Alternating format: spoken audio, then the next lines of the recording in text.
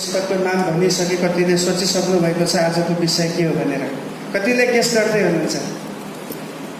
इजकियलको पुस्तक चाहिँ यस्तो पुस्तक हो जो चाहिँ निराशाले भरिएको मानिसलाई, निराशाले भरिएको इस्राएलीहरूलाई आत्मिक रूपमा उनीहरूलाई ऊर्जा दिनको निम्ति, उनीहरूलाई उत्साहित गर्नको निम्ति परमेश्वरले इजकियल अगमवक्तालाई बेबिलोन भन्ने साम्राज्यमा हुँदाखेरि उहाँले दिनुभएको मेसेज छ। जब इजकियलको पुस्तकमा हामी पढ्दछौँ धेरै जस्तो त्यहाँ चाहिँ उनीहरूलाई परमेश्वरले फेरि पुनर्स्थापित गर्नुहुनेछ भन्ने कुरा बारम्बार इजकियलको पुस्तकमा दोहोऱ्याएको हामी पाउँदछौँ। कतिजनाले इजकियलको पुस्तक पढ्नु भएको छ, घरमा पुरै पढ्नु भएको छ। तपाईँले पढ्दाखेरि पाउनुहुन्छ त्यहाँ चाहिँ परमेश्वरले प्रतिज्ञा गर्नुभएको छ, म तिमीहरूलाई नयाँ आत्मा दिनेछु। हालेलुया। पुरानो आत्मालाई, पुरानो विचारलाई म निकाल्नेछु, ढुङ्गाको जस्तो मनलाई म हटाउनेछु, तर नयाँ म मेरो हृदय तिमीहरूमा हालिदिनेछु भनेर परमेश्वरले उत्साहित पार्ने वचन दिनुभएको छ। अनि जब इजकियल 37 च्याप्टरमा हामी हेर्दछौँ परमेश्वरले त्यहाँ अर्को एउटा आशाको सन्देश दिनुभएको छ। हाडहरूको बेसीमा गएर इजकियलले अगमबानी बोल्न थाल्दछ अनि त्यस ठाउँमा हामी देख्दछौँ कि परमेश्वरको वचन जब त्यो हाडहरूमा आउन थाल्यो, त्यो हाडहरूमा मासु पलाउन थाल्यो, उनीहरू एउटा निर्जीव अवस्थाबाट जीवित अवस्थामा उनीहरू सर्न सफल भएको छ। हालेलुया। अनि आज जब हामी 47 च्याप्टर हामी हेर्दछौँ, the river of the life, जीवनको नदीको बारेमा च्याप्टर 47ले हामीलाई बताएको छ। हालेलुया। उत्साहित हुनुहुन्छ दिउँसो? परमेश्वरको जीवनको नदी परमेश्वरले हाम्रो बीचमा बगाउँदै हुनुहुन्छ, किनभने जुन प्रतिज्ञा इजकियलको पुस्तकमा भएको छ यो चाहिँ केवल त्यो बेलाको लागि मात्र दर्शन होइन, यो चाहिँ नयाँ नियममा भएको मण्डलीको लागि पनि परमेश्वरले दिनुभएको अनुभव, एक्सपिरियन्स हो कि परमेश्वरको सिंहासनबाट उहाँले आफ्नो नदी बगाउनु भएको छ। जो नदी हामी त्यो नदीमा पौडन सक्छौँ, त्यो नदीमा हामी डुब्न सक्दछौँ, त्यो नदीबाट हामी आशिषित हुन सक्दछौँ। हालेलुया। तयार हुनुहुन्छ जीवनको नदीको बारेमा? आउनुहोस् हामी 1-12 पदसम्म आज हामी यसलाई पढ्नेछौँ अनि त्यसपछि हामी अगाडि केही कुराहरू परमेश्वरले हामीलाई देखाउनुभएका वचनका कुराहरू हामी सिक्दै प्रभुको उपस्थितिमा रहनेछौँ। तब ती मानिसले मलाई फर्काएर मन्दिरको प्रवेशद्वारमा ल्याए र मैले मन्दिरको सङ्घारको मुनितिर पानी आइरहेको र पूर्वतिर बगिरहेको देखेँ। ध्यान दिएर सुन्नु सबै शब्दहरू, तपाईँले एकदमै विचार गर्नुहोस्, धेरै गजबका कुराहरू छ। किनभने मन्दिर पूर्वतिर फर्केको थियो, पानी मन्दिरको दक्षिणबाट वेदीको दक्षिणपट्टिबाट बगिरहेको थियो। तब तिनले मलाई उत्तरको मूल ढोका भएर बाहिर ल्याए र पूर्वतिर फर्केको बाहिरी ढोकामा घुमाएर ल्याए र पानी चाहिँ दक्षिणतिरबाट बगिरहेको थियो। जब ती मानिस एउटा नाप्ने टाँगो हातमा लिएर पूर्वतिर गए तब तिनले 1000 हात नापे र गोलीगाठासम्म गहिरो पानीबाट मलाई हिँड्न लगाए। पहिलो अनुभव हेर्नुहोस् है, गोलीगाठासम्मको छ। तिनले अरू 1000 हात नापे र मलाई घुँडासम्मको पानीबाट हिँड्न लगाए। हालेलुया। गोलीगाठाबाट कहाँ पुगेको छ अब पानी? घुँडासम्म। त्यसपछि तिनले अरू 1000 हात नापेर मलाई कम्मरसम्मको पानीबाट हिँड्न लगाए। पहिला गोलीगाठा, त्यसपछि घुँडा, त्यसपछि कम्मर, लगभग 50% भइसकेको छ है। तब तिनले अरू 1000 हात नापे तर अब त्यो तर्न नसकिने नदी भएको छ। हालेलुया। अब यो घुँडासम्म भएको पानी, कम्मरसम्म आएको पानी चाहिँ यो अनुभवमा इजकियलले दर्शन देख्दैछ कि त्यो चाहिँ अब चुर्लुममै डुब्ने गरी पौडने अवस्थामा पुगिसकेको छ। वार पार गर्न नसकिने त्यो एउटा नदी भएको थियो। तिनले मलाई सोधे, ए मानिसको छोरो, के त यो देख्दैछस्? तब तिनले मलाई फेरि त्यस नदीको किनारमा लगे। जब म त्यहाँ आइपुगेँ तब मैले नदीका दुवैतिर धेरै रुखहरू देखेँ। तिनले मलाई भने, यो पानी पूर्वको इलाकातिर बग्छ र त्यहाँदेखि तल अराबामा जान्छ, जहाँ त्यो खारा समुद्रमा पस्छ। जब त्यो खारा समुद्रमा रित्तिन्छ, एकदम ध्यान दिनुहोस्, एकदम गहिरा कुराहरू छ, तब त्यहाँको पानी ताजा बनिन्छ। त्यो नदी बगेको ठाउँमा थुप्रै जीवित प्राणीहरू बस्नेछन्। त्यहाँ अनगिन्ती माछा हुनेछन्, किनभने त्यो पानी त्यहाँ बग्छ र नुनिलो पानीलाई ताजा बनाइदिन्छ। यसैले जहाँ त्यो नदी बग्छ त्यहाँ जेसुकै पनि बाँच्नेछ। हालेलुया। त्यसका किनारै किनार जालहारीहरू उभिनेछन्। एन गतिदेखि एन एक्लैमसम्म जालहरू फिजाउने ठाउँहरू हुनेछन्। त्यहाँ किसिम किसिमका माछाहरू हुनेछन्, महासमुद्रका माछाहरू जस्तै। तर त्यसका सिमसार र दलदले ठाउँहरूका पानी त ताजा हुने छैनन्, तर ती नुनिला नै रहनेछन्। एउटा नकारात्मक कुरा छ यहाँनिर। सिमसार र दलदले ठाउँमा चाहिँ कुनै पनि परिवर्तन छैन। नदीका दुवै किनारमा अनेक किसिमका फलफुलका रुखहरू उम्रनेछन्। तिनीहरूका पात ओइलाउने छैनन्, तिनीहरूका फलहरू कहिल्यै शेष हुने छैनन्। तिनीहरूले हरेक महिना नै फल दिनेछन्। किनभने म चाहन्छु 12 पद हामी सबैले पढ, एकदमै यहाँ चाहिँ तपाईँको र मेरो लागि वचन छ। म भन्छु, तपाईँले मसँगै भन्नुहोस्। नदीका दुवै किनारमा अनेक किसिमका फलफुलका रुखहरू उम्रनेछन्। तिनीहरूका पात ओइलाउने छैनन्, तिनीहरूका फलहरू कहिल्यै शेष हुने छैनन्। तिनीहरूले हरेक महिना नै फल दिनेछन्। ध्यान दिनुहोस्, किन हुँदैछ? किनभने पवित्र स्थानदेखि तिनीहरूमा पानी बग्छ। भन्नुहोस्, तिनीहरूका फल खानको निम्ति र तिनीहरूका पात चाहिँ आरोग्यको लागि हुनेछ। हालेलुया। सबैलाई आशिष मिलोस्। परमेश्वर जीवनको प्रतिज्ञा गर्ने परमेश्वर हुनुहुन्छ। हाम्रो परमेश्वर मृत्युसँग सम्बन्धित हुनुहुन्न, तर उहाँ केसँग सम्बन्धित हुनुहुन्छ? जीवनसँग। भन्नुहोस्, परमेश्वर जीवनको प्रतिज्ञा गर्ने परमेश्वर हुनुहुन्छ। जब हामी परमेश्वरको सृष्टिको बारेमा हेर्दछ, हामीलाई थाहा छ परमेश्वरले यो सबै देखिने कुराहरू यस्तो अवस्थाबाट बनाउनु भयो जहाँ केही पनि आशा थिएन, जहाँ केही पनि मानिसले इच्छा गर्ने या मानिसले सोच्न सक्ने खुबी केही पनि थिएन। तर परमेश्वरले केही नभएको अवस्थाबाट आज यो देखिने विश्वलाई उहाँले रच्नु भएको छ। हालेलुया। उत्पत्ति 1:2 के हामी पाउँदछ? पृथ्वी अन्धकार थियो, शून्य थियो, अनि त्यहाँ पानी नै पानी थियो। अनि त्यहाँ चाहिँ परमेश्वरको आत्मा परिक्रमा गर्दै हुनुहुन्थ्यो। एक पदमा उत्पत्ति 1:1 पदमा आशाको कुरा छ, खुसीको कुरा छ, सकारात्मक कुरा छ। तर जस्तै 2 पद हामी पढ्दछौँ त्यहाँ कुरा फरक छ। त्यहाँ भनिएको छ कि पृथ्वी अन्धकार थियो, केही पनि थिएन, यो देखिने दृश्य कुनै पनि चिजहरू पृथ्वीमा थिएन। तर परमेश्वर यस्तो परमेश्वर हुनुहुन्छ, उहाँले आफ्नो अदृश्य वचनद्वारा दृश्य संसारलाई उहाँले रच्नु भएको छ। हालेलुया। जब परमेश्वरले मानिसलाई बनाउनु भयो, एउटा निर्जीव चिजबाट उहाँले बनाउनु भएको छ। तपाईँलाई थाहा छ मानिसको रचना परमेश्वरले कसरी गर्नुभयो? कसरी परमेश्वरले मानिसलाई पहिलो व्यक्ति आदमलाई उहाँले सृष्टि गर्नुभयो? केबाट बनाउनु भयो?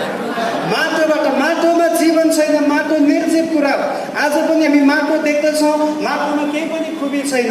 तर त्यो खुबी नभएको कुरा, त्यो निर्जीव कुरालाई जब परमेश्वरले आफ्नो हातमा दिनुभयो, यो आज जीवन योग्य बनेको छ। हालेलुया। आज तपाईँको परिस्थितिहरू सायद माटोको जस्तो अवस्था छ होला, जो तपाईँको नजरमा टोटल्ली यो डेड छ, यो मृत्यु अवस्थामा छ, यसमा कुनै पनि होप छैन। त्यो अवस्थालाई तपाईँ परमेश्वरको हातमा दिनुहोस्। परमेश्वरले त्यो अवस्थालाई परिवर्तन गर्न सक्नुहुन्छ, जीवनमा उहाँले बदल्न सक्नुहुनेछ। हालेलुया। परमेश्वर जीवन दिने परमेश्वर हुनुहुन्छ। त्यसपछि परमेश्वरले हव्वालाई बनाउनु भयो। केबाट बनाउनु भयो? एउटा करङबाट। यो करङलाई जब बाहिर निकालेर राखिन्छ, यो पनि एउटा मृत्यु हो, यो पनि गनाउन थाल्छ, सड्न थाल्दछ। तर परमेश्वरले त्यही सड्ने कुरालाई, गनाउने कुरालाई एउटा सुन्दर स्त्रीको रूपमा, हव्वाको रूपमा बनाउनु भएको छ। अनि आज त्यो हव्वा चाहिँ तपाईँ र म हो, परमेश्वरको दुलही। परमेश्वरले आफ्नो पुत्रको बलिदानद्वारा कल्परी क्रुसमा हाम्रो प्रभु येशू ख्रीष्ट दोस्रो आदम बनेर उहाँ बलिदान हुनुभयो, उहाँ मर्नुभयो, उहाँ मृत्युमा सुत्नुभयो। अनि उहाँको मृत्युले गर्दा, उहाँको सुताइले गर्दा आज सुन्दर दुलही यहाँनिर तयार भएको छ। हालेलुया। जब परमेश्वरले हब्बालाई बनाउनु भयो आदम के गरिरहेको थियो? मस्त निन्द्रामा थियो। अनि 2000 वर्ष अगाडि परमेश्वरले येशूलाई पनि केही घण्टाको लागि मस्त निन्द्रामा पार्नुभयो। बुझ्दै हुनुहुन्छ कुरा? जब आदम निदाएको थियो, आदमको निन्द्रा निदाएको बेलामा परमेश्वरले एउटा सुन्दर दुलही हब्बालाई उनको सामुन्ने ल्याउनु भयो। अनि जब येशू ख्रीष्ट हाम्रो लागि पापको बलिदान भएर उहाँ बलिदान हुनुभयो, उहाँ केही समयको लागि निदाउनु भयो, उहाँको कारणले गर्दा आज तपाईँ र म तयार भएका छौँ। हालेलुया। परमेश्वर जीवन दिने परमेश्वर हुनुहुन्छ। अनि जब आज हामीले इजकेल 47 अध्याय हेरेका छौँ, तपाईँलाई थाहा छ नदीको बारेमा, पानीको बारेमा, विशेष गरी बग्ने नदीको बारेमा बाइबलमा धेरै ठाउँमा, उत्पत्तिको पुस्तकदेखि प्रकाशको पुस्तकसम्म, उत्पत्ति सबैभन्दा पहिलो पुस्तक, प्रकाश सबैभन्दा अन्तिम पुस्तक, हरेक पुस्तकमा यो जीवनको नदीको बारेमा एकदमै स्पष्टसँग बताइएको छ। उत्पत्ति 2 को 10 पद एकजनाले पढ्नुहोस् त। सबैभन्दा पहिले त्यहाँनिर नदीको नाम आएको छ। हेर्नुहोस्, उत्पत्ति 2 अध्यायको 10 पद। हेर्नुहोस्, बगैँचामा, त्यो अदनको बगैँचालाई भिजाउनको निम्ति, त्यो गार्डनलाई हरियाली राख्नको निम्ति, फलबन्द राख्नको निम्ति त्यो बगैँचाको बिचबाट के आएको छ भन्नुहोस्? एउटा नदी निस्किआएको छ। हालेलुया। त्यो नदीलाई मानिसले बनाएको होइन, त्यो नदी चाहिँ कुनै पनि आदमको कलाले आएको होइन, यो चाहिँ स्वयं परमेश्वरले त्यो ठाउँमा नदी बग्नको निम्ति परमेश्वरले अनुमति दिनुभएको छ। अनि त्यो आदमको बगैँचा यस कारणले हरियाली छ, यस कारणले आशीषित छ किनभने परमेश्वरले पठाउनु भएको एउटा जीवन दिने नदी त्यो आदमको बगैँचाको बिचमा छ। प्रकाशको पुस्तक 22 अध्यायमा हामी पछि पढ्नेछौँ। त्यहाँ पनि हामी हेऱ्यौँ भने आखिरी च्याप्टरमा यही जीवनको नदीको बारेमा बताएर प्रकाशको पुस्तक, यानि कि पुरा बाइबल के भएको छ? अब टुङ्गिएको छ, अन्तिम भएको छ। यानि कि यो जीवनको नदी चाहिँ केवल बाहिर देखिने नदीको कुरा यहाँ गरिएको छैन, केवल इजकेलले देखेको जस्तो आत्मिक दर्शनको कुरा मात्र। यो चाहिँ एउटा क्रिस्चियन जीवनको दिन प्रतिदिनको एउटा लिभिङ एक्सपिरियन्स, एउटा अनुभव हुनुपर्ने कुरा चाहिँ हामीले बुझ्नुपर्दछ। किनभने हामीलाई परमेश्वरले हाम्रो अवस्थालाई बदल्नको निम्ति, हाम्रो सिचुएसनहरूलाई परमेश्वरले हटाउनको निम्ति परमेश्वरले हामी प्रत्येकको हृदयमा एउटा नदी के गर्नुभएको छ? बगाउँदै हुनुहुन्छ। एउटा मूल यहाँ फुटाउनु भएको छ। जहाँ मूल फुटेको छ त्यहाँ नदी बग्नदेखि कसैले रोक्न सक्दैन। हालेलुया। आज हामी यो च्याप्टरमा, अहिले हामीले पढेको खण्डलाई 3 भागमा हेर्नेछौँ कि यो नदीको बारेमा यहाँ के कुराहरू छ। मैले जब हप्ताभरि परमेश्वरको वचन मनन गर्दै थिएँ, सरल पढ्दाखेरि केही पनि भेटेन। तर जब प्रार्थना गर्न थाले, प्रभु तपाईँको वचनको प्रकाश दिनुहोस्, तपाईँ परमेश्वरको वचनद्वारा के कुरा बोल्न चाहनुहुन्छ, परमेश्वरले 3वटा कुरा मलाई यो नदीको बारेमा बताउनको निम्ति अगुवाई गर्नुभएको छ। पहिलो कुरा चाहिँ 1 र 2 पदमा हामी पाउँदछौँ, the river from the temple. यो नदी चाहिँ कहाँबाट निस्किआएको छ? पढ्नुहोस् त, अघि पढेको 1 र 2 पद फेरि एकजनाले पढ्नुहोस् त। इजकेल 47 को 1 र 2 पद।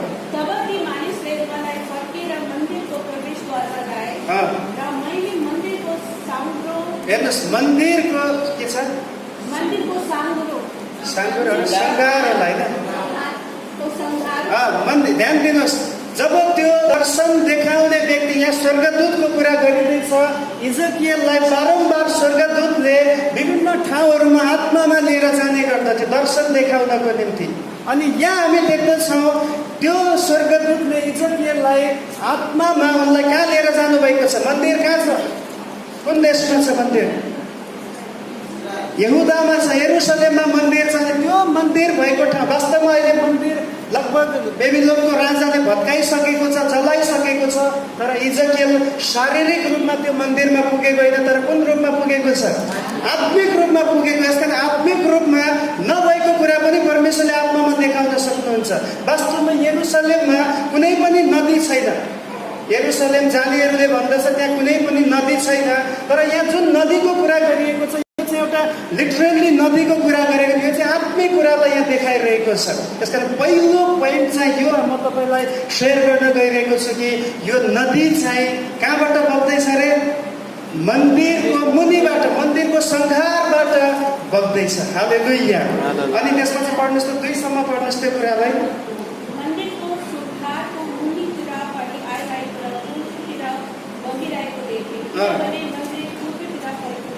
हेर्नुहोस्, अब यो नदी चाहिँ मन्दिरको सङ्घारबाट बगेर कतातिर जाँदैछ? पूर्वतिर जाँदैछ। किन पूर्वतिर जाँदैछ? किनभने मन्दिर पनि कतातिर फर्किएको छ? पूर्वतिर फर्किएको छ। ध्यान दिनुहोस्, यहाँ यो देखिएको छैन कि मन्दिर चाहिँ किङको प्यालेसबाट बगेर आएको छ। यहाँ यो देखिएको छैन कि परमेश्वरको जुन जीवन दिने नदी छ त्यो चाहिँ रुपियाँ पैसा कमाउने ठाउँबाट, बिजनेस गर्ने ठाउँबाट बगिआएको छ। प्रिय, हाम्रो कुनै पनि आशिष यहाँ भएको नदीले हाम्रो जीवनलाई, हाम्रो प्रोस्पेरिटीलाई, हाम्रो स्पिरिचुअल सबै आशिषहरूलाई यसले देखाउँदछ। अनि हाम्रो आशिषको स्रोत चाहिँ केवल परमेश्वर हुनुहुन्छ। कतिजना विश्वास गर्नुहुन्छ? सबै आशिषको स्रोत चाहिँ केवल परमेश्वर हुनुहुन्छ। किनभने हाम्रो आशिष दिने, हामीलाई टिठ्याउने, हामीलाई उचित स्थानमा पुर्याउनको निम्ति परमेश्वरले प्रतिज्ञा गर्नुभएको छ। त्यसलाई कहिले पनि आफ्नो आशिषलाई संसारका कुराहरूतिर तपाईँ नखोज्नुहोस्। किन लेखिएको छ, यो मन्दिरबाट नै यो नदी बगी निस्किआएको छ। प्रिय, हाम्रो आशिष पनि अन्त कहीँ पनि लुकेको छैन। हाम्रो आशिष चाहिँ परमेश्वरसँग छ, प्रभुसँगको सम्बन्धमा छ। एफिसी 1:3 एकजनाले पढ्नुहोस् त। त्यहाँ एफिसीको पत्रमा पावलले भन्दछ, ख्रिस्ट येशूमा हामीले सबै आत्मिक आशिषहरू हामीले पाइसकेका छौँ भनेर त्यहाँ वचनमा लेखिएको छ। एफिसी 1:3 हेर्नुहोस् त, सायद त्यही छ होला।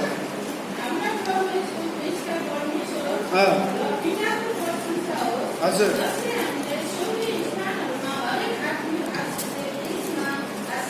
हेर्नुहोस् यहाँ लेखिएको छ, हालेलुया। वचनमा लेखिएको छ कि हामीलाई हरेक आत्मिक आशिषहरू ख्रिस्ट येशूद्वारा हामीलाई के भएको छ? प्राप्त भएको छ। आज तपाईँको र मेरो मान, हाम्रो इज्जत, हाम्रो बुद्धि, हाम्रो ज्ञान, हाम्रो धन, हाम्रो खुबी, हाम्रो शान्ति, हाम्रो बढोत्तरी, यो सबै कुरा चाहिँ केवल परमेश्वरबाट आउँदछ। विश्वास गर्नुहुन्छ? जब हामी बिमार हुँदछौँ, हामीलाई चङ्गाइदिनको निम्ति हाम्रो प्रभु हाजिर हुनुहुन्छ। हालेलुया। जब हामी समस्यामा हुँदछौँ, हाम्रो समस्याबाट छुडाउनको निम्ति परमेश्वर हाम्रो लागि कार्य गर्ने परमेश्वर हुनुहुन्छ। किनभने हाम्रो आशिष चाहिँ गभर्मेन्टबाट आउँदैन। प्रिय, हाम्रो आशिष चाहिँ कुनै पनि बिजनेस गर्ने ठाउँबाट आउँदैन, ब्याङ्कबाट आउँदैन, कुनै पनि ठाउँबाट आउँदैन। किन मन्दिरबाट यो पानी, जीवन दिने नदी बगी निस्किएको छ। आफ्नो आशिषको लागि तपाईँ परमेश्वरको चरणमा जाने गर्नुहोस्। परमेश्वरको पास हाम्रो लागि चाहिने सबै कुराहरू उहाँले भण्डार गरेर राख्नु भएको छ। फिलिप्पी 4:19 पनि हामी पढ्नेछौँ। त्यहाँ पनि पावलले भन्दैछ कि हामीलाई परमेश्वरले आफ्नो महिमामा उहाँले सबै कुराहरू दिन सक्नुहुन्छ, हामीलाई पूर्णतामा उहाँले दिन सक्नुहुन्छ भनेर लेखिएको छ। पढ्नुहोस् त, फिलिप्पी 4:19 एकजनाले केमा? हेर्नुहोस् त, उहाँको महिमामा, उहाँको सम्पत्ति अनुसार जब परमेश्वरले हामीलाई दिनुहुन्छ, केमा दिनुहुन्छ अरे? खै भन्नुहोस् न, केमा दिनुहुन्छ? परमेश्वरको महिमामा, उहाँको सम्पत्ति अनुसार। अब तपाईँलाई थाहा छ परमेश्वरको महिमा भनेको के हो? परमेश्वरको महिमालाई हामी केसँग तुलना गर्न सक्छौँ? के कुनै राजासँग, या कुनै बिजनेसम्यानसँग, या कुनै सबैभन्दा अहिलेको बिल गेट्ससँग हामी के तुलना गर्न सक्छौँ? हाम्रो परमेश्वर राजाहरूका पनि को हुनुहुन्छ? राजा हुनुहुन्छ। प्रभुहरूका पनि उहाँ को हुनुहुन्छ? प्रभु हुनुहुन्छ। उहाँ सर्वशक्तिमान, सर्वव्यापी, सर्वज्ञानी हुनुहुन्छ। सम्पूर्ण विश्वलाई आफ्नो मुठीमा राख्नुभएको परमेश्वर हुनुहुन्छ। अनि उहाँको महिमा, बाइबलले भजन सङ्ग्रहले भन्छ, परमेश्वरको महिमा चाहिँ स्वर्ग र पृथ्वी भन्दा पनि महान छ भनेर बताएको छ। हालेलुया। अनि पावलले यही भन्दैछ कि जब परमेश्वरले आफ्नो बच्चालाई, आफ्नो सन्तानलाई आत्मिक अथवा जुनसुकै आर्थिक या भौतिक आशिष दिनुहुन्छ, त्यो चाहिँ उहाँले आफ्नो नामको महिमा अनुसार उहाँको सम्पत्तिबाट दिने गर्नुहुँदछ। प्रिय, क्रिस्चियन जीवनमा मानिसको अगाडि गएर रुने कामै छैन। किनभने हाम्रो आशिषको स्रोत को हुनुहुन्छ? परमेश्वर हुनुहुन्छ। मानिसले केही पनि गर्न सक्दैन। प्रिय, हाम्रो परमेश्वरको नदी, अनि यहाँ बग्ने कुरा देखाइएको छ। यो नदी चाहिँ बगिरहेको छ, यानि कि परमेश्वरको आशिष चाहिँ आज आएपछि फेरि भोलि नआउने छैन, यो चाहिँ बगिरहन्छ। आमेन। यो चाहिँ लगातारको आशिषलाई देखाउ। एउटा व्यक्तिलाई जन्मिएदेखि मृत्युसम्म के कुराको खाँचो छ, के कुरा उसलाई चाहिन्छ, त्यो सबै कुराहरू परमेश्वरले पहिले नै तयारी गरिसक्नु भएको छ। मानव जातिको लागि चाहिने हर प्रकारको आशिषहरू उहाँले स्वर्गबाट हाम्रो लागि दिन प्रतिदिन उपलब्ध गराइरहनु भएको छ। जब इस्राएलीहरू, म इस्राएलीहरूको बारेमा बारम्बार भन्ने गर्छु, उनीहरू 40 वर्षसम्म मरुभूमिमा थिए।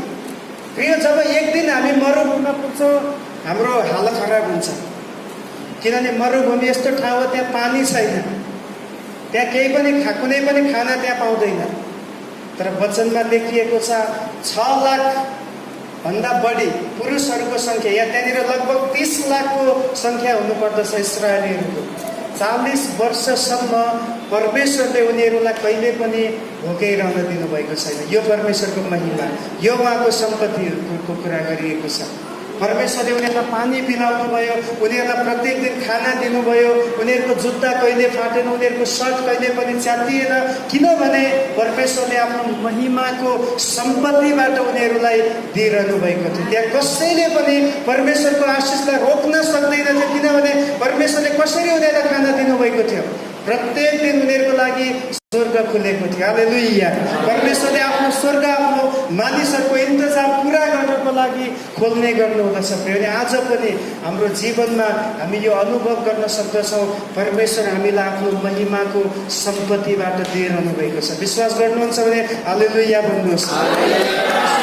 हामीलाई आफ्नो महिमाको सम्पत्तिबाट दिने परमेश्वर हुनुहुन्छ। वचनमा लेखिएको छ यो नदी चाहिँ मन्दिरको मुनिबाट निक्लिएको छ। हामी प्रकाशको पुस्तक 22 को 1 पद पढ्नेछौँ। त्यहाँ लेखिएको छ सिंहासनदेखि एउटा नदी बगिआएको त्यहाँ यूहन्नाले दर्शनमा देखेको छ। हेर्नुहोस् त 22 को 1 पद पढ्नुहोस् त। स्फटिक जस्तै, हेर्नुहोस् यो पानीको नाम के हो? के हो भन्नुहोस् त? जीवनको पानी। अनि स्फटिक जस्तै चहकिलो जीवनको पानीको नदी देखाए। हेर्नुहोस्, अघि इजकेलले पनि के को दर्शन देख्यो? यही नदीको दर्शन देख्दैछ जो चाहिँ मन्दिरबाट बगिआएको छ। तर अब यहाँ यो अघि इजकेलले यो देख्यो, अब यूहन्नाले चाहिँ एउटा यस्तो नदी देख्दैछ जो चाहिँ केवल मन्दिरबाट होइन, कहाँबाट बगिआएको छ? हेर्नुहोस् त।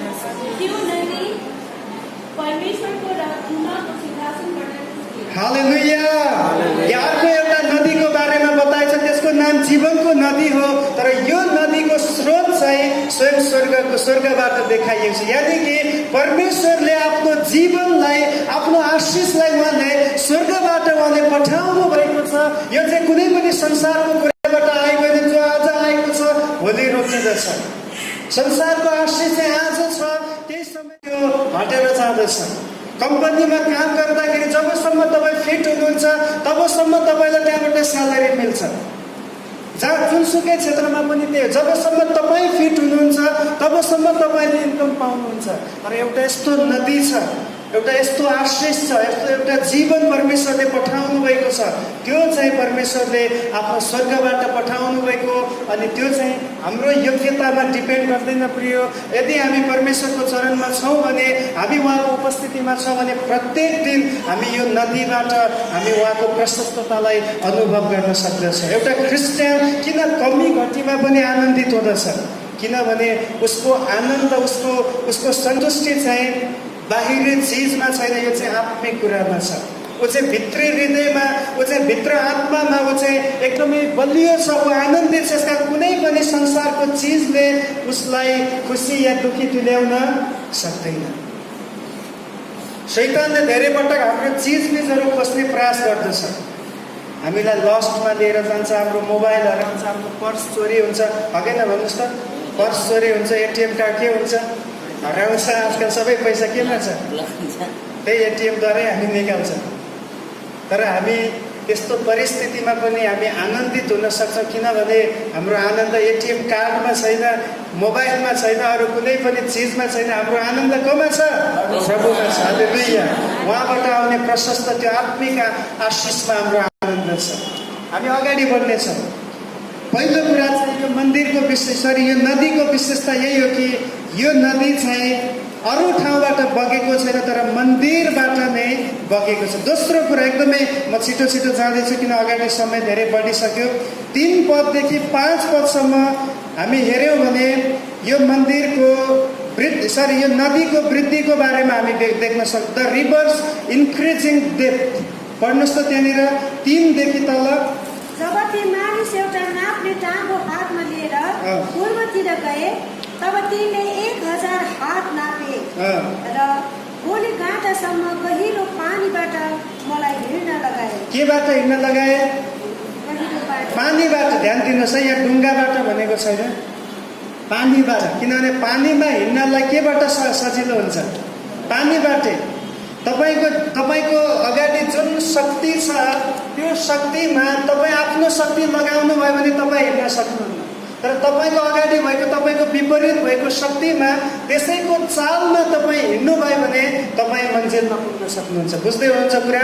तपाईँ र म यस्तो ठाउँमा छौँ जहाँ हामी आफ्नो शक्तिमा हाम्रो ढुङ्गालाई अथवा हाम्रो जीवनलाई अगाडि बढाउन सक्दैनौँ। तर यदि यो ठाउँमा हुँदाखेरि हामीलाई शक्ति दिने परमेश्वरको उपस्थितिमा, उहाँको सहायतामा, पवित्र आत्माद्वारा हामी सञ्चालित भएर जिउँदछौँ भने निश्चय नै हामी एउटा गहिराईदेखि अर्को गहिराईमा, अर्को गहिराईदेखि अर्को गहिराईमा, एउटा आशिषदेखि अर्को आशिषमा, एउटा बढोत्तरीदेखि अर्को बढोत्तरीमा हामी निश्चय नै पुग्नेछौँ। यहाँ लेखिएको छ त्यो पानीमा हिँड्नको निम्ति पानीद्वारा उनी गएको छ। त्यहाँ उनले आफ्नो शक्ति लगाएको छैन। अनि त्यसपछि पढ्दै जानुहोस् त त्यहाँनिर। तिनले अरू 1000 हात नापे र मलाई घुँडासम्मको पानीबाट हिँड्न लगाए। हजुर। तिनले अरू 1000 हात नापे र मलाई कम्मरसम्मको पानीबाट हिँड्न लगाए।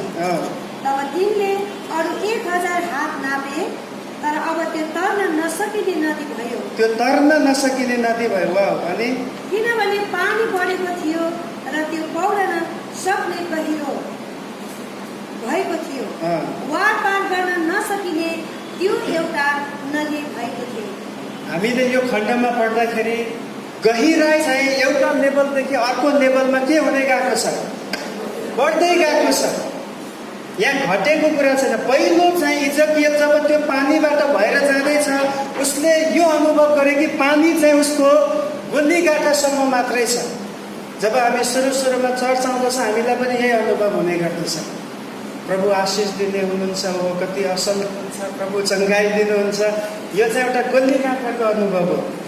तर जब हामी क्रिस्चियन जीवन जिउँदै जाँदछौँ, अब यो अनुभव अलि बढेर जान्छ कि नै प्रभु त मैले सोचेको भन्दा पनि अझै महान हुनुहुन्छ, उहाँ अझै ठुलो परमेश्वर हुनुहुन्छ, उहाँ अझै अद्भुत काम गर्ने परमेश्वर हुनुहुन्छ, उहाँ अझै मलाई बनाउन चाहनुहुन्छ। बुढासम्मको अनुभवमा पुग्दै जाँदछ। यदि प्रभुमा रह्यो भने है, फेरि प्रभुमा रहेन भने पहिला भएको विश्वास पनि टुटेर जान्छ।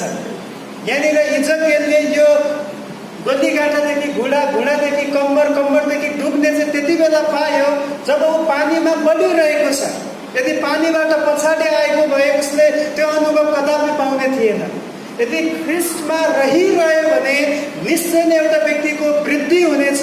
त्यहाँ कुनै पनि घटबडको कुराहरू हुनेवाला छ, त्यहाँ चाहिँ बढोत्तरी नै हुनेछ। किनभने प्रभुलाई खोजेर हिँड्नेहरू, प्रभुको निम्ति तृष्णा राख्नेहरूलाई प्रभुले निश्चय नै एउटा अनुभवदेखि अर्को अनुभवतर्फ बढाउँदै उचाल्दै उहाँले लैजानुहुन्छ।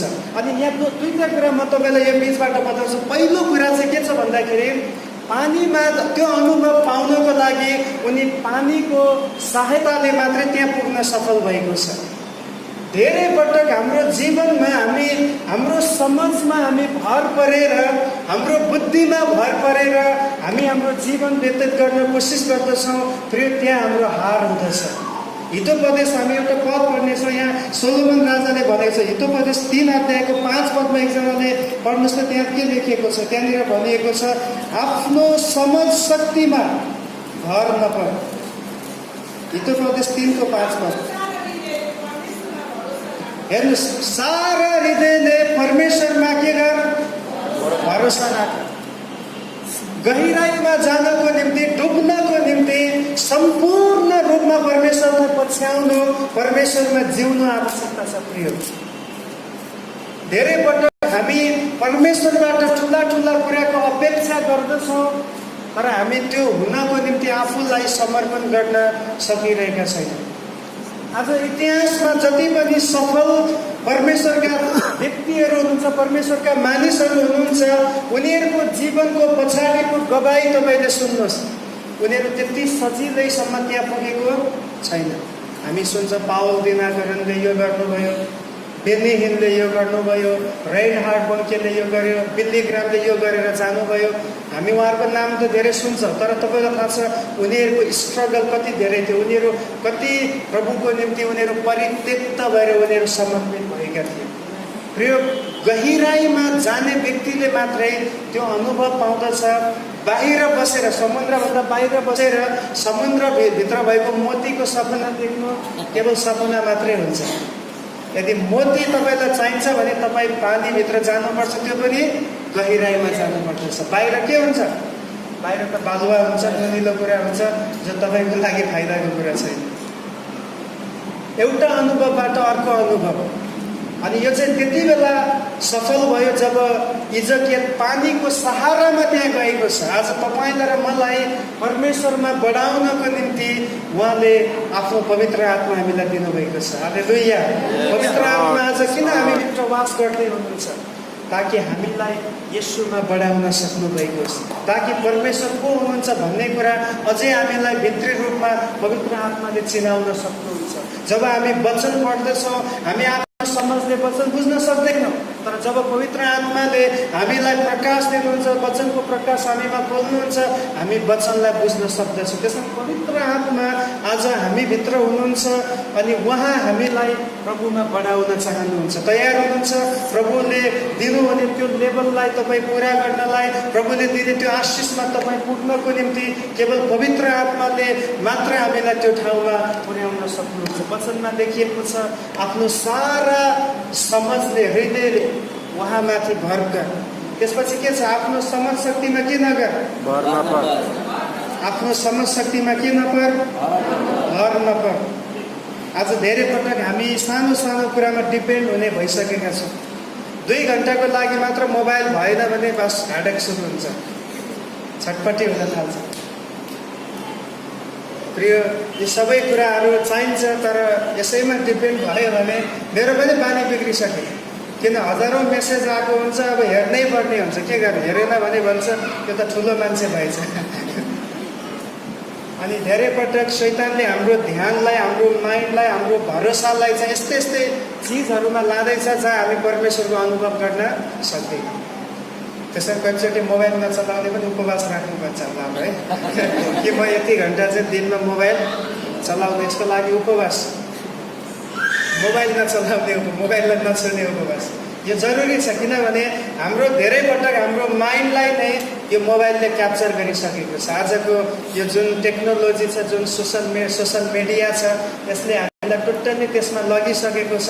यहाँबाट उम्कन सकेन भने हामी कोही पनि यो गहिराइमा पुग्न सक्दैनौँ।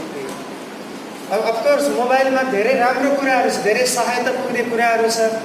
युट्युब हामी राम्रो कुराको लागि हेर्न सक्छौँ, फेसबुक हामी राम्रो कामको लागि चलाउन सक्छौँ, मेसेन्जर हामी चलाउन सक्छौँ। तर सबै कुरा हामीले आफ्नो आवश्यकता अनुसार, हाम्रो भलाइको निम्ति हामीले फाइदा गर्ने गरी हामीले चलायो भने चाहिँ त्यसले राम्रो गर्छ। यद्यपि त्यसलाई हामीले युटिलाइज गर्न जानेन भने यसले हाम्रो जीवन, यो चाहिँ बच्चालाई मात्र, टिन एजलाई मात्र होइन, अहिले धेरै बुढाको हातमा पनि मोबाइलहरू छ। बसमा म अस्ति यात्रा गर्दै थिएँ नेपालमा, उनीहरू मोबाइल चलाइरहेको थियो, एन्ड्रोइड फोन थियो, पुरा एप्पल फोन थियो। अब प्रायः नेपालीहरू बाहिर देश जान्छ, उनीहरू अरू केही नभने एउटा एप्पलको फोन चाहिँ किन्ने सपना जसको पनि हुन्छ। किनभने एप्पल भनेको अहिलेसम्म संसारमा एप्पलकै दर्जामा छ, एप्पल माथि फल्छ, त्यही दर्जामा छ। तर तपाईँलाई थाहा छ, एफएसीको पत्र 6 अध्याय, त्यहाँ एउटा वचन म पढ्न चाहन्छु। एफएसी 6 अध्यायमा लेखिएको छ, आकाशमा भएका चिजहरूलाई शैतानले कब्जा गरेको छ भनेर लेखेको छ। हेर्नुहोस् त त्यहाँ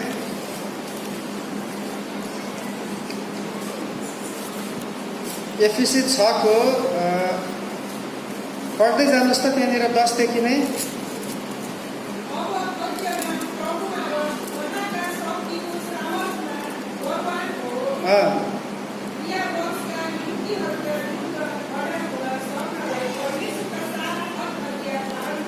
अनि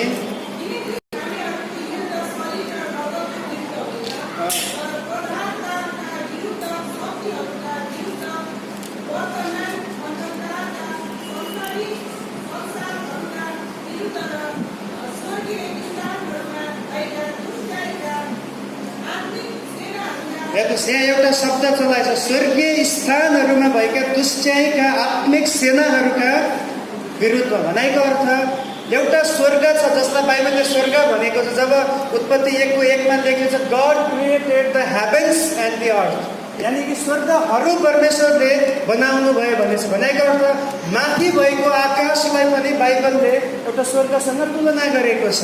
भनेको अर्थ यो माथि भएको आकाशको हाकिम चाहिँ को हो? शैतान हो। यहाँ लेखिएको छ।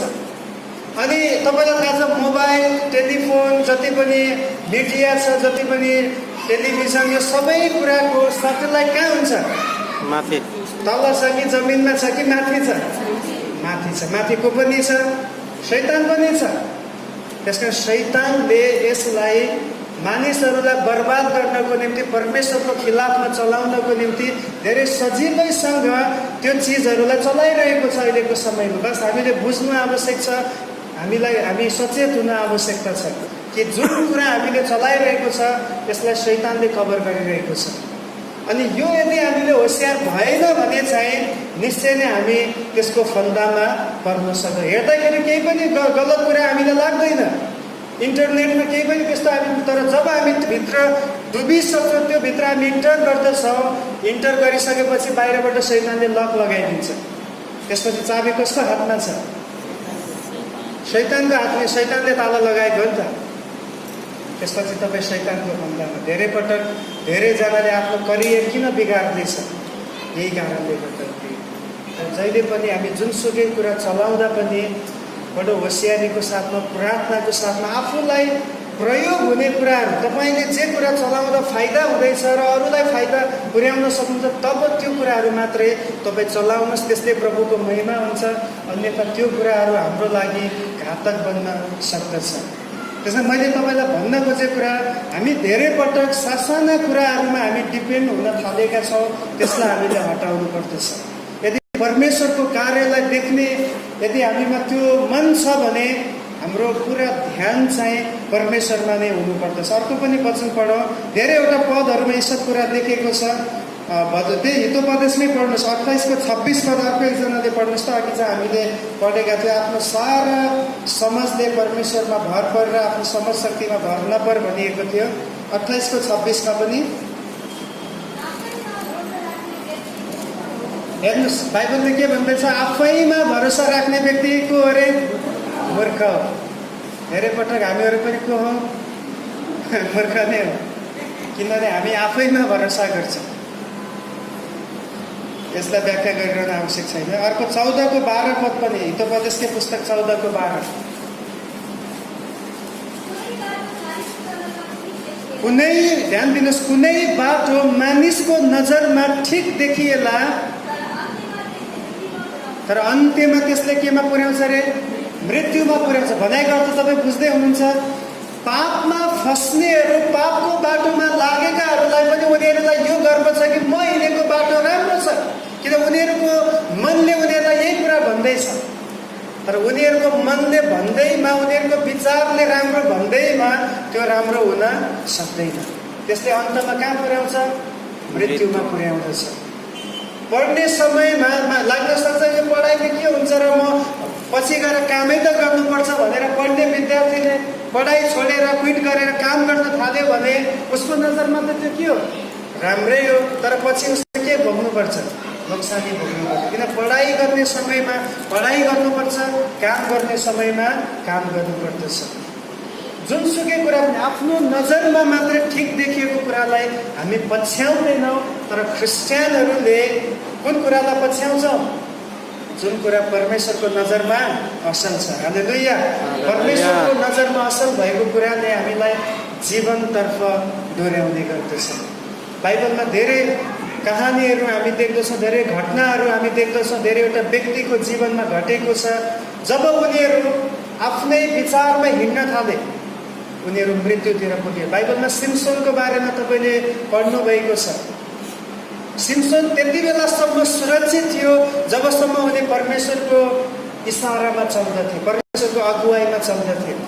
तर सिम्सोनले जब एकपटक आफ्नै बुद्धिको सहारा लिएर आफ्नो अभिषेकमा घमण्ड गरेर उनी जब जिउन थाले उनको अभिषेक गुमेको छ। उनको उनीबाट परमेश्वरको आत्मा निक्लेर जानुभयो, परमेश्वरको शक्तिले उनलाई छोड्यो। अन्तमा सिम्सोन केमा पुग्यो? मृत्युमा पुगेको छ। आफ्नै समझले ठिक भनेको कुरा हाम्रो लागि ठिक नहुन पनि सक्छ। अब कुरा आयो कसरी हामीले छुट्याउने कि मेरो समझले भनेको कुरा ठिक हो कि होइन?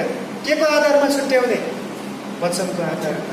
जब बाइबल पढ्दछौँ, बाइबलले भनेको कुरा यदि हाम्रो समझले समर्थन गरेको छ भने त्यो कुरा ठिक हो। यदि बाइबलको विपरीत छ, हाम्रो दिमागले भन्दैछ भने फेरि त्यसलाई तुरन्तै हामीले काट्नुपर्छ, हटाउनुपर्छ, किनभने त्यही नै हाम्रो लागि मृत्युको बाटो हो। समय धेरै अगाडि बढिसक्यो, हामी तेस्रो कुरामा हामी जानेछौँ। पहिलो कुरा चाहिँ यो नदीको बारेमा। यो जीवनको नदी चाहिँ कहाँदेखि निस्किआएको छ, बगेको छ? मन्दिरको सङ्घारदेखि आएको छ। यो चाहिँ अरू कुनै पनि ठाउँ, मन्दिर भन्नाले तपाईँलाई थाहा छ जहाँ परमेश्वर वास गर्नुहुन्छ, परमेश्वर वास गर्नुभएको ठाउँदेखि यो नदी बगेको छ। दोस्रो कुरा, यो नदी चाहिँ एउटा लेभलदेखि अर्को लेभलमा बढ्दै गएको छ। गहिराई चाहिँ पहिलाको गहिराईभन्दा अर्को गहिराई, अर्को गहिराईभन्दा अर्को गहिराई, लेभल बढ्दै गएको, डेप्थ बढ्दै गएको हामी पाएका छौँ। तेस्रो कुरा चाहिँ the power of the river, नदीको शक्ति के छ? 6 पददेखि 12 पदसम्म अघि हामीले पढिसकेका छौँ। फेरि एकचोटि हामी पढौँ अनि त्यसपछि हामी प्रार्थना गर्नेछौँ। हेर्नुहोस् नदीको शक्ति के हो। 6 पददेखि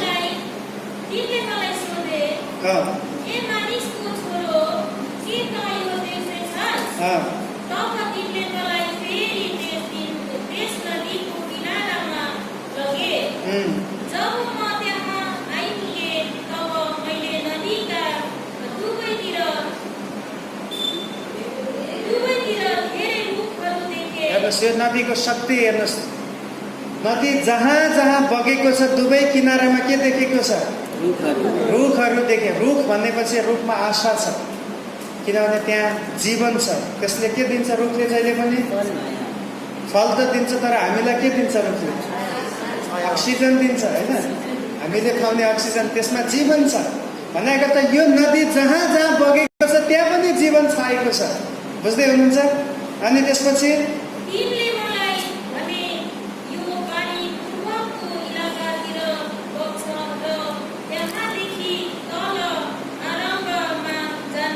हजुर अरबामा जान्छ।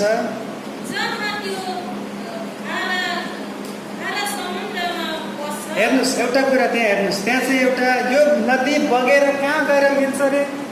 एउटा खारा समुद्र, एउटा डेड सी।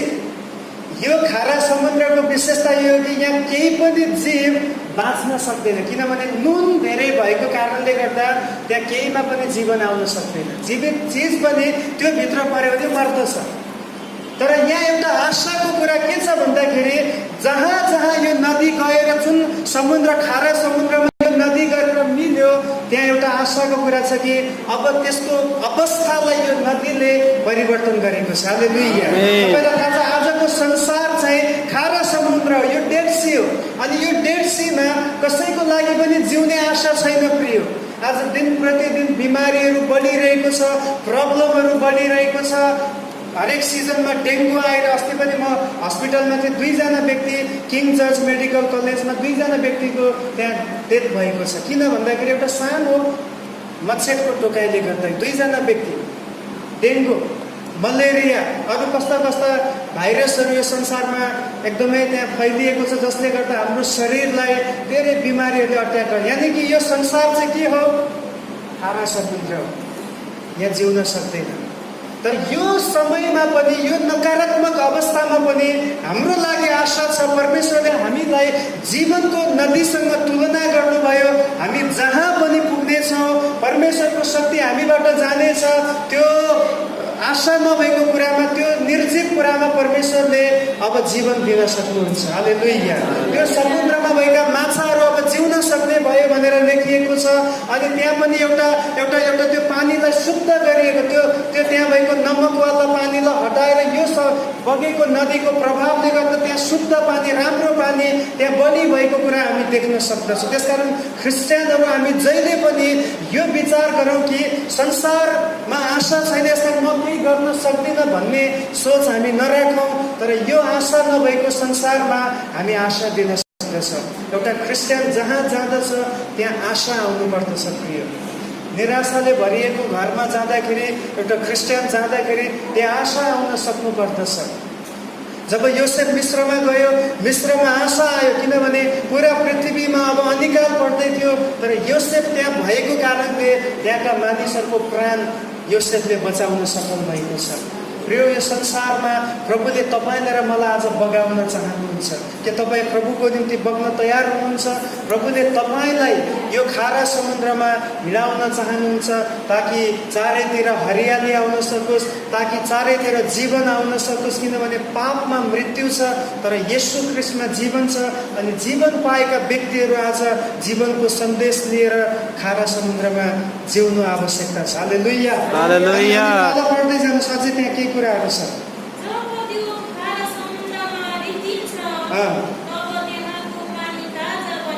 हेर्नुहोस्, अघि मैले भनिसकेँ, जब त्यहाँ आशा छैन त्यहाँ भएको चिज सबै मर्दछ, तर जब यो नदी खारा समुद्रमा गएर मिल्दछ त्यो पानी के हुन्छ रे? ताजा हुँदछ। हालेलुया। आज कतिजनालाई ताजा हुन खाँचो छ यस ठाउँमा? हामी प्रभुको नदी हाम्रो बिचमा बग्दैछ। हालेलुया। अनि उहाँले हामीलाई ताजा बनाउनुहुन्छ, हाम्रो स्ट्रेसलाई उहाँले हटाउनुहुन्छ, हाम्रो पेनहरू, भित्री पेन बाहिरी पेनलाई उहाँले हटाउन सक्नुहुन्छ, हाम्रो तोडिएको मनलाई उहाँले निको पार्न सक्नुहुन्छ। किनभने जीवन दिने नदी, आशाले भरिएको नदी हाम्रो बिचमा बगिरहेको छ। परमेश्वरको आत्मा हाम्रो बिचमा बगिरहनु भएको छ। अनि त्यसपछि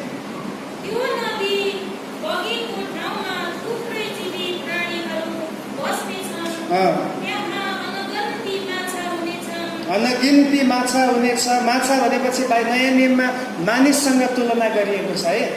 अनि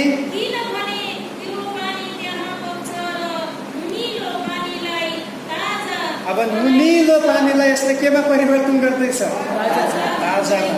नुनिलो पानी कसैले पनि पिउँदैन, तर ताजा शुद्ध पानी सबैले पिउन मन पराउँदछ। अनि आज यो बिग्रिएको संसारलाई बचाउनको निम्ति परमेश्वरले यो शुद्ध पार्ने वचन दिनुभएको छ। हालेलुया।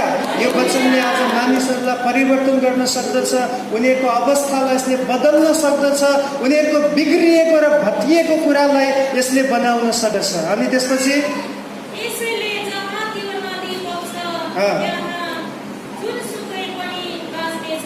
जुनसुकै पनि बाँच्ने छ। यानि कि प्रभुको राज्यमा कसैको लागि पनि नो छैन, सबैजना त्यहाँ के हुनेछ?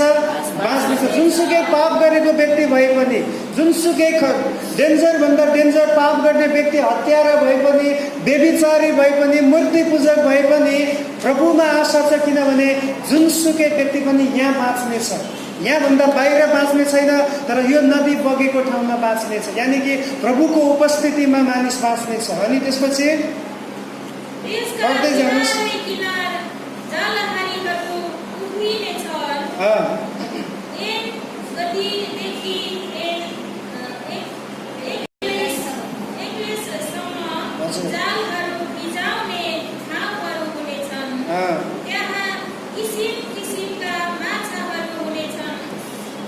आज हामीलाई प्रभुले के पिछ्याउन भन्दै हुनुहुन्छ? के पिछ्याउनु पर्छ? सुसमाचारको जाल। आमेन। जब हामी सुसमाचारको जाल फ्याँक्छौँ त्यहाँ किसिम किसिमका माछाहरू आउँछ। काँडा भएको पनि आउँछ, काँडा नभएको पनि आउँछ, सानो पनि आउँछ, ठुलो पनि आउँछ। प्रिय, यो जाल आज पिछ्याउनु अब यो सुसमाचारको जाल हो। जब हामी यो सुसमाचारको जाल पिछ्याउँछौँ त्यहाँ धेरै माछाहरू, मानिसहरू प्रभुको राज्यमा आउन थाल्नेछ। अनि पढ्दै जानुहोस्। यहाँ पढ्दै हामी सबै कुरा बुझ्दछौँ, व्याख्या गर्ने समय छैन मेरो अगाडि। पढ्नुहोस् अझै।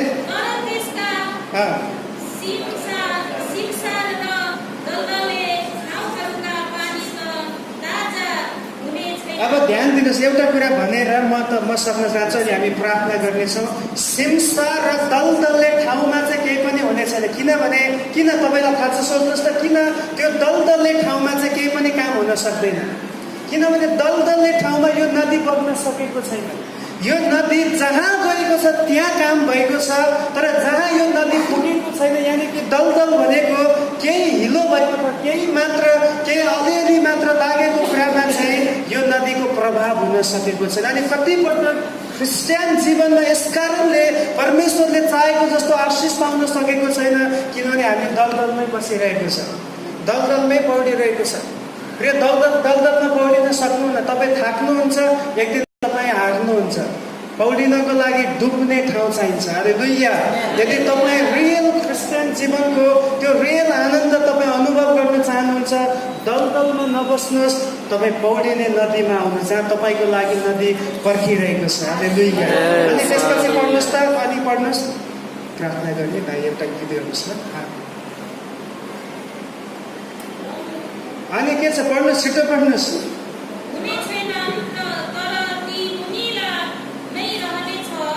मुनिलो नै त्यहाँ केही आशा छैन। अनि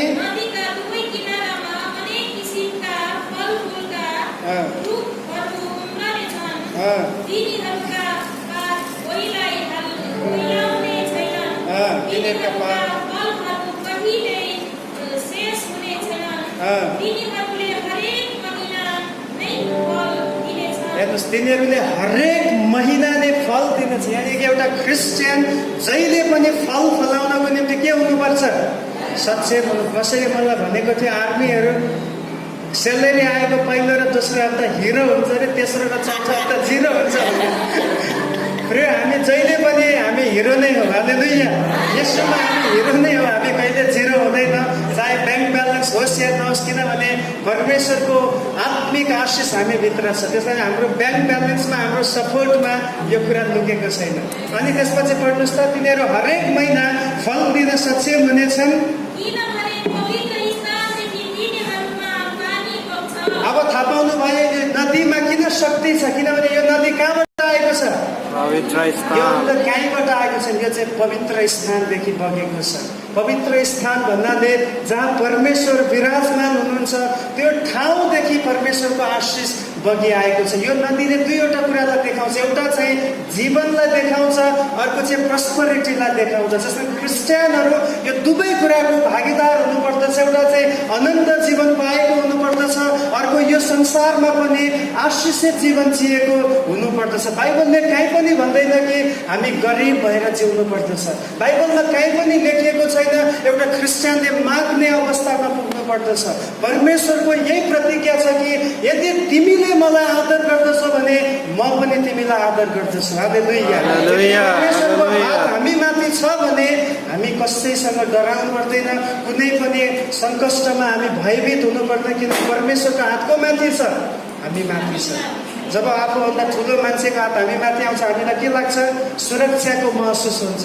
मानिलिनुहोस् तपाईँको ठुलो साहबले तपाईँमाथि हात राखेर आशिष दियो भने तपाईँ कति गर्व गर्नुहुन्छ। र आज दिउँसो ध्यान दिनुहोस्, सिंहासनमा भएको परमेश्वरबाट एउटा नदी बगी निस्किआएको छ, जो हामीलाई पर्याप्त मात्रामा यसले भिजाउनेछ, हामीलाई डुबाउनेछ, र हामीबाट पनि यो नदी बगी निस्कनेछ। आउनुहोस् हामी एकछिन खडा हुनेछौँ। आज हामी प्रार्थना गर्नेछौँ कि प्रभु तपाईँले जुन नदी तपाईँले बगाउनु भएको छ, मन्दिरदेखि बगाउनु भएको छ, म त्यो मन्दिरबाट बगेको नदीलाई आफ्नो जीवनमा अनुभव गर्न चाहन्छु। आज तपाईँ हुनसक्छ क्रिस्चियन जीवनको गल्लीगाँठासम्मको अनुभवमा हुनुहुन्छ, तपाईँ कतिजना बुढासम्मको अनुभवमा हुनुहुन्छ, कतिजना कम्मरसम्म डुब्नु भएको छ।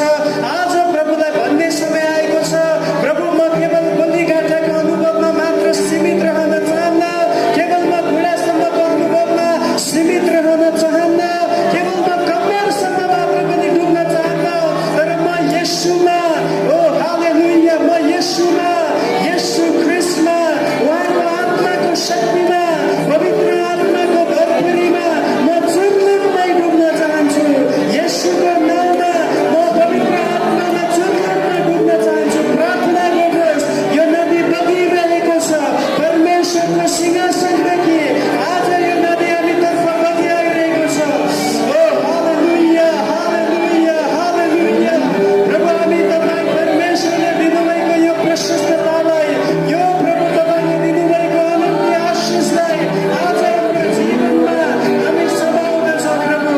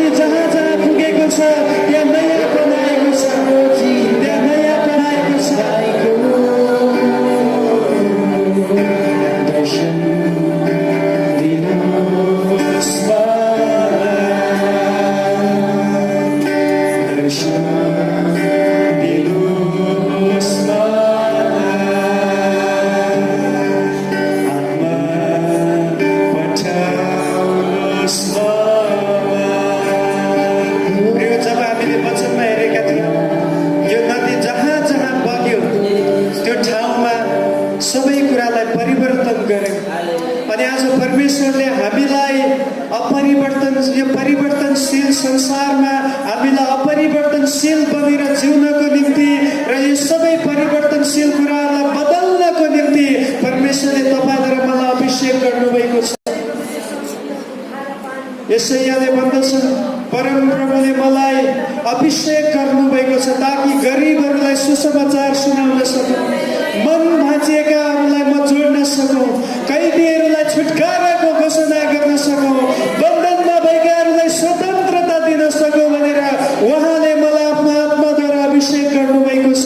आज तपाईँलाई र मलाई परमेश्वरले आफ्नो त्यो अभिषेक दिनुभएको छ, त्यो नदीमा हामीलाई बगाउनु भएको छ ताकि हामीद्वारा आज धेरै आशा गुमाएका मानिसहरू, मृत्युमा भएका मानिसहरूलाई हामी आज परमेश्वरमा जिउनमा त्यो अनन्त जीवनको भागीदार हामी गराउन सकौँ भनेर उहाँले हामीलाई यो अभिषेक गर्नुभएको छ। आज हामी हाम्रो अभिषेकलाई हामी समात्नेछौँ र भन्नेछौँ कि प्रभु म जहाँ गए तापनि म तपाईँको शक्तिमा, तपाईँको सामर्थ्यमा म जिउनेछु, म तपाईँको सामर्थ्यमा खडा हुनेछु। मेरो समझमा, मेरो बुद्धिमा होइन प्रभु, तर म तपाईँको आत्मामा म भर परेर तपाईँको इच्छामा म समर्पित भएर म जिउनेछु प्रभु। हालेलुया, हालेलुया। प्रिय हाम्रो लागि निरन्तर निरन्तर निरन्तर रहिरहने, सधैँभरिको लागि रहिरहने आशिष त्यो सिंहासनदेखि बगिआइरहेको छ।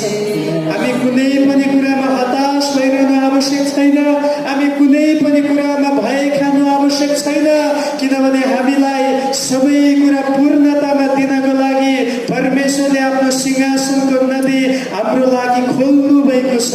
उहाँको सिंहासनको नदी आज हाम्रो लागि बगिरहेको छ। यसकारण त्यस ठाउँबाट हामी प्रशस्त अनुभव गर्न सक्दछौँ। आज हामी जे पनि पाउँदछ हाम्रो ख्रिस्ट येशूद्वारा हामी सबै प्रशस्ततामा पाउन सक्दछौँ। यस प्रभु हामी धन्यवाद गर्छौँ। आज दिउँसो प्रभु तपाईँको वचनको निम्ति जीवन दिने नदी तपाईँले हाम्रो बिचमा ल्याउनु भएको छ।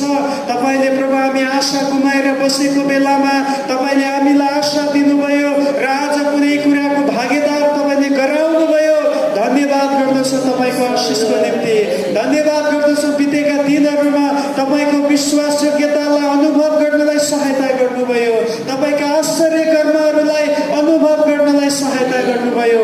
बाँकी दिनहरूमा, आउने समयहरूमा अझै हामी प्रभु हाम्रो प्रभु आत्मिक जीवनको लेभलमा हामी बढ्न चाहन्छौँ, हाम्रो अनुभवमा हामी बढ्न चाहन्छौँ, तपाईँसँगको घनिष्ठ सम्बन्धमा हामी बढ्न चाहन्छौँ। प्रभु हामीलाई एकभन्दा अर्को लेभलमा तपाईँले हामीलाई बढाउनुहोस् भनी हामी प्रार्थना गर्दछौँ। केवल प्रभु घुँडासम्मको या कम्मरसम्मको अनुभवमा होइन प्रभु, तर हामी चुरलुममै डुब्न चाहन्छौँ। तपाईँ पवित्र आत्मामा हामी डुब्न चाहन्छौँ, तपाईँको शक्तिमा डुब्न चाहन्छौँ, तपाईँ ख्रिस्टको रहस्यमा हामी डुब्न चाहन्छौँ प्रभु। हामी तपाईँको प्रेममा डुब्न चाहन्छौँ प्रभु। हामीलाई डुबाउनुहोस् प्रभु। धन्यवाद गर्दछौँ, धन्यवाद गर्दछौँ। संसारले प्रभु थाहा पाउन सकोस् कि तपाईँ परमेश्वर जिउँदो हुनुहुन्छ। त्यो कुरा तपाईँले हाम्रो जीवनबाट प्रमाणित गर्नुहोस्। हामी आफैले आफैलाई तपाईँको हातमा समर्पण गर्दछौँ। धन्यवाद छ आजको तपाईँको प्रभु उपस्थितिको निम्ति, तपाईँ बोल्नुभएको निम्ति। महिमा र आदर, सबै मान प्रतिष्ठा तपाईँ परमेश्वरलाई दिँदछौँ। येशू प्रभुको नाममा माग्दछौँ, आमेन। आउनुहोस् हामी आखिरी प्रार्थना गर्नेछौँ। प्रेमी परमेश्वर, हामी धन्यवाद गर्दछौँ आजको सेवकाईको निम्ति। सुरुदेखि अहिलेसम्म तपाईँ परमेश्वरले